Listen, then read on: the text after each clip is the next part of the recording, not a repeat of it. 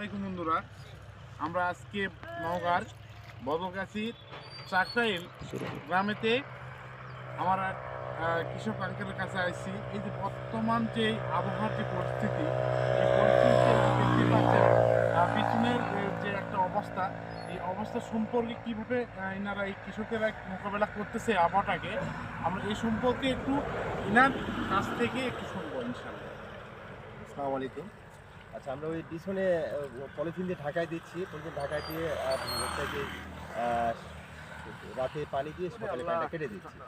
আর এখানে টিল্ট সপ্তাহে সপ্তাহে টিল্ট দিচ্ছি। আবার আপনার এই যে ম্যানকোজেব এই গ্রুপটা দিচ্ছি। একটু পরে একটু যদি একটু হলুদ হয় সেখানে থিওভিট দিচ্ছি। এই পর্যায়ে এই পরিচর্যাগুলো করতেছি।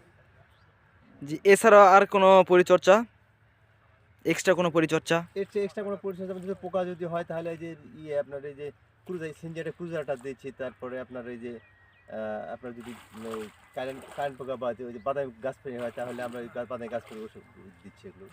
আচ্ছা, আর পাশাপাশি আর একটু বলতে চাই, এই যে আমি দেখলাম বেশ কিছু কৃষকেরা এই বিচুনের খুব পলিথিন দিচ্ছে। হ্যাঁ, ওটা কি দেওয়া উচিত? না, এটা তো কৃষি অফিস দেখেছি থেকে আপনি দান নাই, কৃষি অফিস থেকে পলিথিন দিতে বলছে। পলিথিন দিতে বলছে। মানে দিলে কি উপকার হতে পারে? দিলে উপকার হচ্ছে যে এই যে সাদাটা হবে না বা নষ্ট হবে না, এরকম যে সাদা হচ্ছে সেটা হবে না। আচ্ছা। যাই হোক, এই আঙ্কেল কাছ থেকে আমরা শুনলাম আসলে বিচুনের এই আবহাওয়ার মধ্যে কীভাবে পরিচর্যা করতে হবে। ধন্যবাদ বন্ধুরা, এবার পাশে থাকবেন।